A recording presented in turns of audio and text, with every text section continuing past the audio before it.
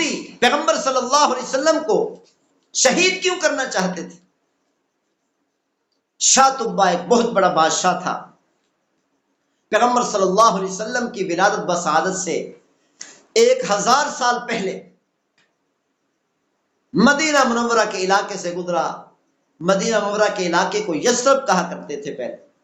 یہ تو پیغمبر صلی اللہ علیہ وسلم ہجرت کر کے تشریف لائے، نام بدل دیا، یثرب سے مدینہ منورہ بنا دیا. شاتبہ جب یثرب کے علاقے سے مدینہ منورہ کے علاقے سے گزرنے لگا، بہت بڑی فوج ہے، اسریہ ہے، 300 یہودی علماء اس لشکر میں موجود ہیں. جب یہ قافلہ، جب یہ لشکر یثرب سے گزرنے لگا، 300 یہودی علماء تورات انجیل زبور آسمانی کتابیں لے کر آ گئے اور آ کر شاتبہ سے کہنے لگے یہ جگہ کوئی عام جگہ نہیں ہے، یہ جگہ آخر الزمان نبی صلی اللہ علیہ وسلم کا دار الہجرت ہے. آخر الزمان نبی صلی اللہ علیہ وسلم اس جگہ کی طرف ہجرت کر کے تشریف لائیں گے. اللہ تعالیٰ نے تورات انجیل زبور تمام آسمانی کتابوں کے اندر بیان فرما دیا. شاتبہ خوش ہوا، بادشاہ خوش ہوا. بادشاہ نے 300 یہودی علماء سے کہا کہ تم یہیں پر ٹھہر جاؤ. اس وقت یہ رواج تھا کہ کسی یہودی عالم کی شادی نہیں ہوا کرتی تھی. تو شاتبہ نے کہا اب تمہارا کوئی کام نہیں، یہیں پر ٹھہرو. ان 300 علماء کرام کی شادیاں کرا دی، سب کے محل بنوا دیے، مکانات اعلیٰ قسم کے بنوا دیے. اور 300 یہودی علماء سے کہا اسی یثرب کے علاقے میں تم ٹھہر جاؤ، آخر الزمان نبی صلی اللہ علیہ وسلم کا انتظار کرو.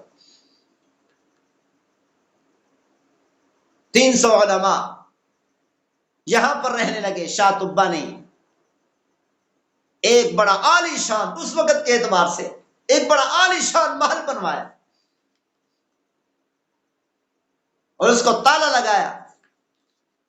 300 یہودی علماء کے جو ایک بڑے سردار عالم تھے،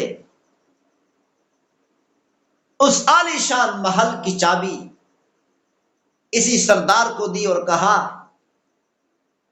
اور ایک خط لکھا جس خط میں کیا لکھا تھا، یا رسول اللہ میں آپ کا انتظار کر رہا ہوں، میں آپ پر ابھی ایمان لاتا ہوں، اگر میری زندگی میں، میری حیات میں آپ تشریف لے آئے، میں اپنی فوج سے آپ کی مدد کروں گا، آپ کی نصرت کروں گا، آپ کا تعاون کروں گا، آپ کا ساتھ دوں گا.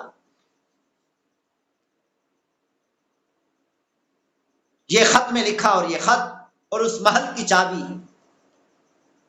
یہودی علماء کے سردار عالم کو دے دی اور کہا محمود صلی اللہ علیہ وسلم کا انتظار کرو. جیسے ہی محمود صلی اللہ علیہ وسلم اگر تمہاری زندگی میں آ جائیں تو یہ محل، یہ چابی اور یہ خط آخر الزمان نبی صلی اللہ علیہ وسلم کے خدمت میں پیش کر دینا. اگر تیری زندگی میں محمود صلی اللہ علیہ وسلم تشریف نہ لائیں تو پھر اپنی اولاد کو وصیت کر دینا، اگر تمہاری زندگی میں محمود صلی اللہ علیہ وسلم تشریف لے آئے تو محمود صلی اللہ علیہ وسلم کو اس محل کی چابی بھی دینا اور شاتبہ کا خط بھی دینا، اور ان کو یہ بھی کہہ دینا اگر تمہاری زندگی میں محمود صلی اللہ علیہ وسلم تشریف نہ لائیں تم نے بھی اپنی اولاد کو اسی طرح وصیت کرنی ہے. اب یہ 300 یہودی علماء یثرب میں، مدینہ منورہ میں آخر الزمان نبی صلی اللہ علیہ وسلم کا انتظار کر رہے ہیں کہ محمود صلی اللہ علیہ وسلم ہجرت کر کے جیسے تشریف لائیں گے ہم ان کا استقبال کریں گے. لیکن جب محمود صلی اللہ علیہ وسلم تشریف لائے 1000 سال کے بعد، یعنی 1000 سال تک یہ یہودی علماء محمود صلی اللہ علیہ وسلم کے استقبال کا انتظار کرتے رہے. جب محمود صلی اللہ علیہ وسلم تشریف لائے تو سب سے بڑے دشمن یہی یہودی علماء تھے، یہی یہودی تھے.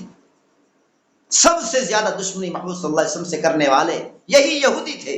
محمود صلی اللہ علیہ وسلم کو طرح طرح کی تکلیفیں دینے والے، محمود صلی اللہ علیہ وسلم کو شہید کرنے کے منصوبے بنانے والے یہی یہودی تھے۔ آخر اس کی وجہ کیا ہے؟ جو یہودی محمود صلی اللہ علیہ وسلم کا انتظار کر رہے ہیں، 1000 سال سے انتظار کر رہے ہیں، آج اتنے بڑے دشمن کیوں بن گئے؟ اس کی وجہ کیا ہے؟ اس کی وجہ یہ ہے کہ اللہ تعالی نے تمام انبیاء علیہ الصلوۃ والسلام کو بنی اسرائیل کے اندر سے بھیجا، اور ان یہودیوں نے یہ سمجھا، کیونکہ یہودی بھی بنی اسرائیل میں سے ہیں، حضرت یعقوب علیہ السلام کا ایک نام اسرائیل تھا، اور حضرت یعقوب علیہ السلام کی اولاد کو بنو اسرائیل کہتے ہیں۔ حضرت یعقوب علیہ السلام کے 12 بیٹے، حضرت یوسف علیہ السلام، حضرت یوسف علیہ السلام کے سگے بھائی بنیامین، اور اسی طرح دوسری والدہ سے 10 بھائی، یہ حضرت یعقوب علیہ السلام کے سگے بیٹے 12 تھے۔ حضرت یوسف علیہ السلام نے مصر کے اندر اپنے 11 بھائیوں کو، اپنے والدین کو بلوا بھیجا۔ حضرت یعقوب علیہ السلام کے 12 کے 12 بیٹے مصر میں رہنے لگے۔ اللہ تعالیٰ نے ان کو اتنا بڑھایا کہ حضرت یعقوب علیہ السلام کے 12 بیٹوں میں سے ایک ایک بیٹے سے اللہ نے قبیلہ بنا دیا، پورا ایک قبیلہ۔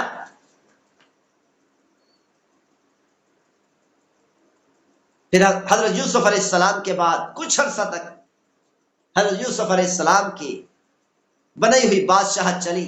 پھر بعد میں مصر کے فرعون بنی اسرائیل پر غالب آ گئے، بنی اسرائیل پر تشدد کرنے لگے، بنی اسرائیل کو اپنا غلام اور خادم اور نوکر بنا لیا۔